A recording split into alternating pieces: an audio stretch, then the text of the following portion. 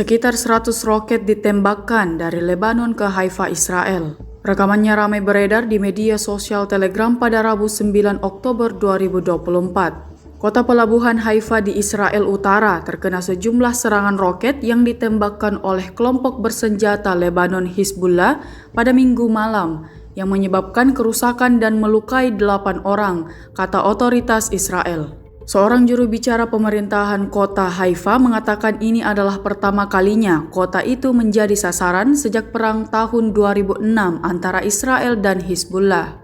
Militer Israel mengatakan sedang menyelidiki bagaimana sistem pertahanan udaranya gagal mencegat roket tersebut.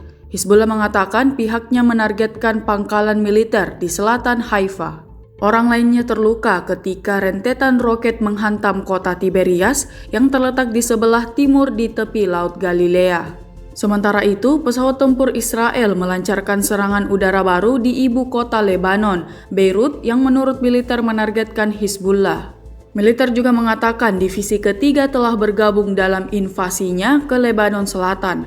Tempat Hizbullah mengatakan para pejuangnya menargetkan pasukan Israel di dalam dan sekitar desa-desa perbatasan. Pemerintah Israel telah berjanji untuk menyediakan tempat yang aman bagi puluhan ribu penduduk terlantar untuk kembali ke rumah mereka di dekat perbatasan Lebanon setelah setahun pertempuran lintas perbatasan yang dipacu oleh Perang Gaza. Permusuhan terus meningkat sejak Hizbullah mulai menembakkan roket ke Israel Utara untuk mendukung Palestina pada 8 Oktober 2023, sehari setelah sekutunya Hamas melakukan serangan mematikan di Israel Selatan.